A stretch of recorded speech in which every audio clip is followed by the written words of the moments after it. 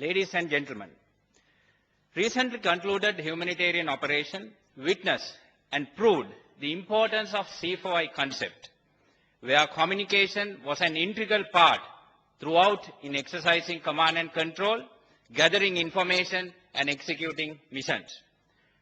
Primary means of communication was radio, and CDMA, known as Code Division Multiple Access Technology 2, was widely used at all levels of command as an alternative.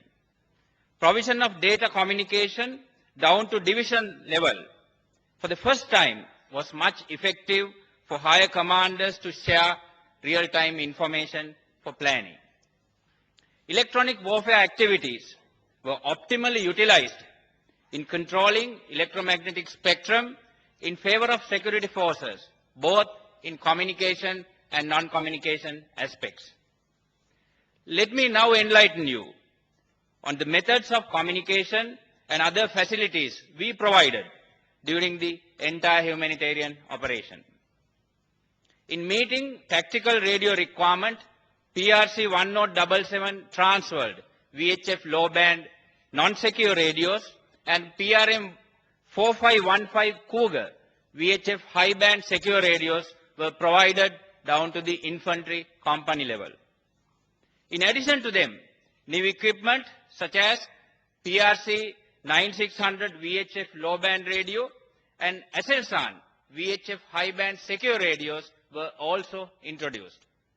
Secure and non-secure commercial radios too were used, especially in newly liberated areas when conducting reoperations.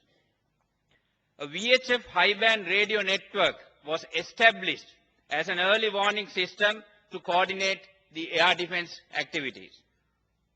The radio networks of Special Operation Forces were enhanced with HF radios and satellite phones to carry out long-range patrols. It was necessary to expand the Army trunk communication system to establish full duplex communication accessibility from the Army headquarters to formation headquarters, sometimes with the battalions as well.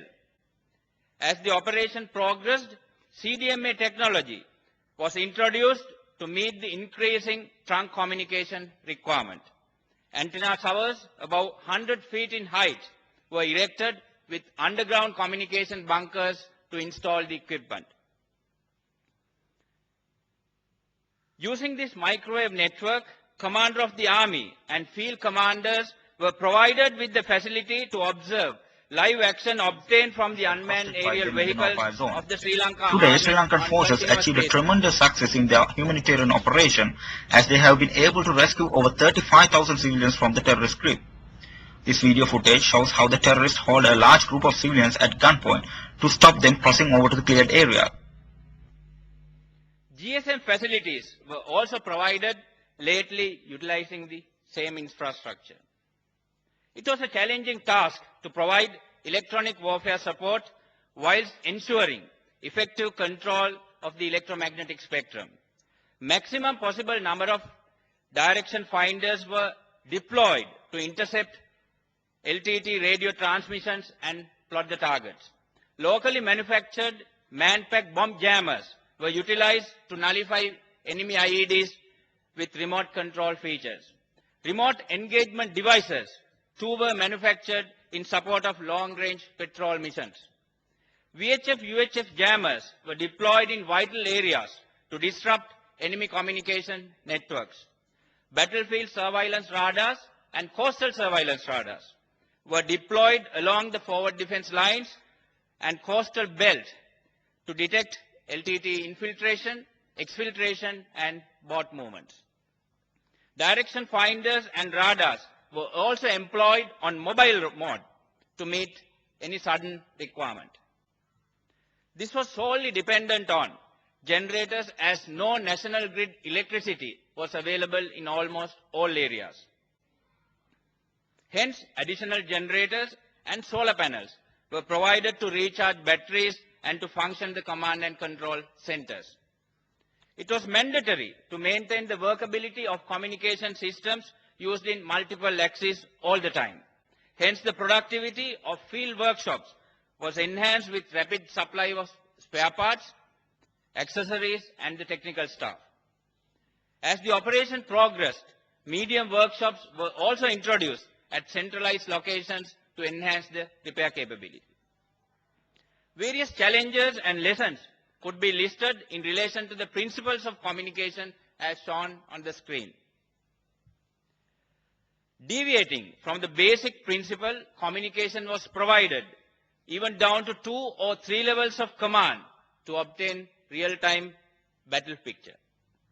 Although the integration of communication is very important, high operational tempo limited the accomplishment, thus minimizing optimum results at times.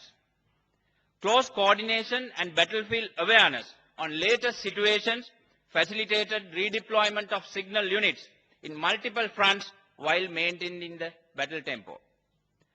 Erection of semi-permanent and permanent antenna masts facilitated other commercial service providers to install their equipment on army towers at the time of need. This was further enhanced with the timely introduction of communication infrastructure development project for commercial service providers within the newly liberated areas. Provision of UAV live feeds to the Army headquarters as well as the divisional headquarters was very much effective for timely and correctly decision making. Issuing of dedicated repeaters for battalion command nets facilitated rapid deployment of troops whilst ensuring uninterrupted and reliable communication at all levels. Shifting of field workshops from location to location without electricity was a tedious task.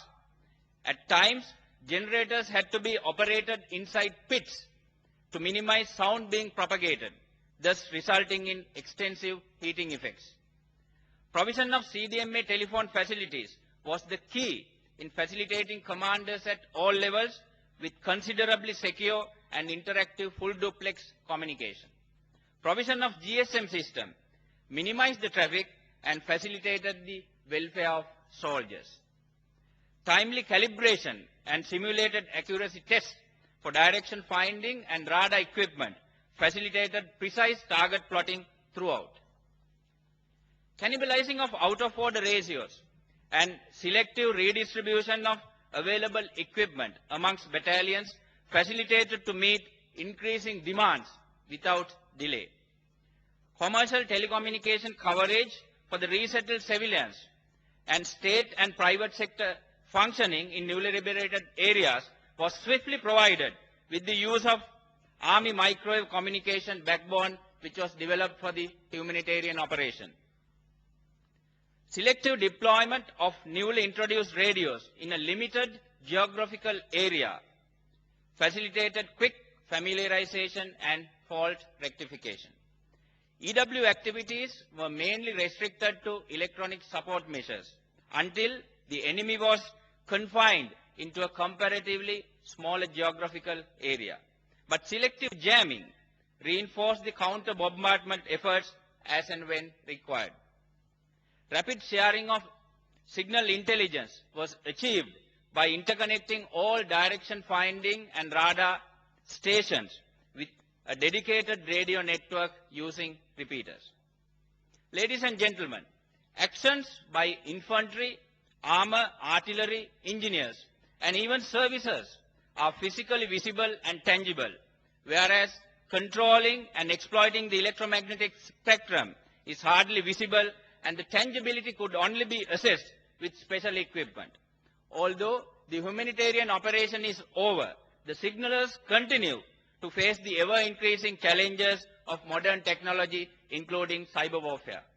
At this moment, Sri Lanka Army is in the process of integrating all systems, and within the next few years, it may be possible to fully automate them as of other contemporary armies. Let me conclude with this quote, which we remembered all the time.